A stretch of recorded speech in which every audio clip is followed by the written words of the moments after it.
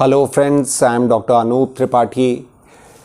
A couple of days I was having a chat, like discussion with my colleague regarding dual antiplatelet therapy use, and I found it to be very interesting and I thought to share with you also. Not the discussion which I had with my colleague, but yes, a few tidbits regarding this topic. Now, earlier, when angioplasty, interventional cardiology came into existence, only aspirin was used as antiplatelet therapy for the patients. But it was slowly found that stent thrombosis incident kept on rising with use of only aspirin. So the reason was stent was found being a foreign body, and it led to increased incidence of thrombosis in those patients.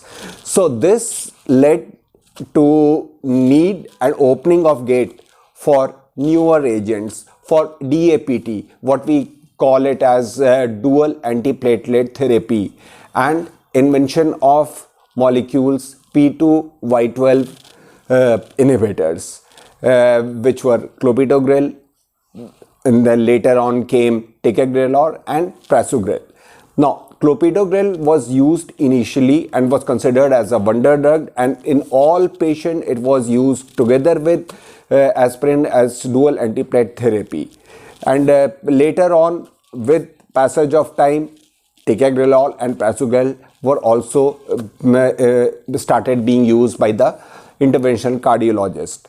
Now, among the three, which one to be used? This is a question which many a times keep on the new generation doctors, the younger doctors, they keep on asking, and every now and then AHA and ESC, that is American Heart Association and European Society of Cardiology respectively, they come up with different sets of guidelines regarding these three drugs, the use of these three drugs in STEMI, non-STEMI, and patients who are to be taken up for the PCI or CABG for that matter.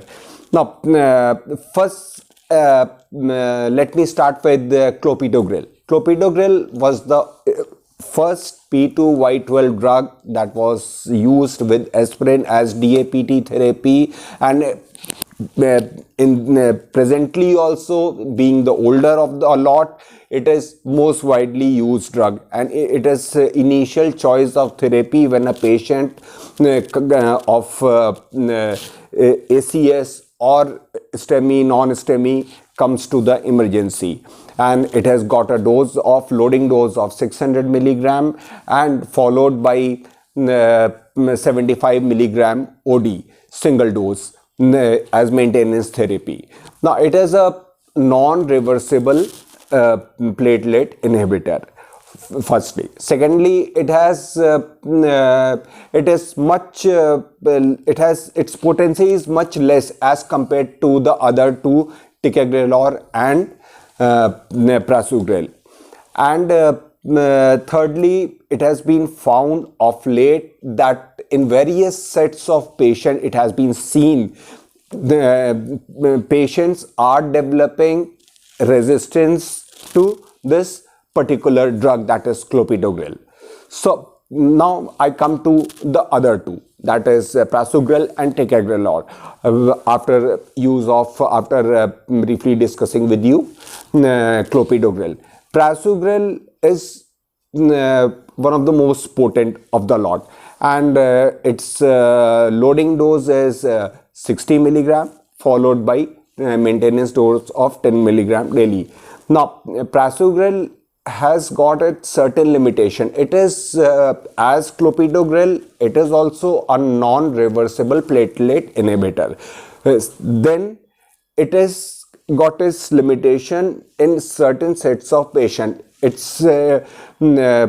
should not be used in, as per the guidelines, it should not be used in patients whose weight is less than 60 kg, whose age are more than 75 years, and especially in those patients who have previous history of hemorrhagic stroke. So these are the three risk factors for prasugrel.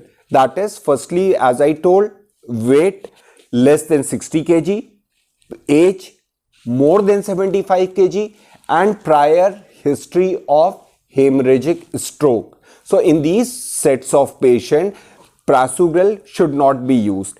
And secondly, it has its limitation and use only in patient who are to be taken up for intervention, that is PCI. So it's not really used in as maintenance therapy drug.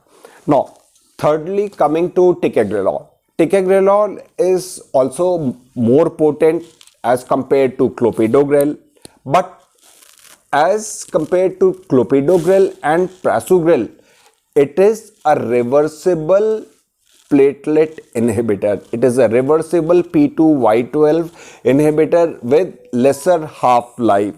So it has got its use in both interventional cardiology and also in medical therapy, maintenance therapy of patient with ACS, NSTEMI or STEMI. But one side effect of ticagrelor is that it has got in 10 to 20% of patient, it has been found to be inducing bronchospasm, resulting into dyspnea.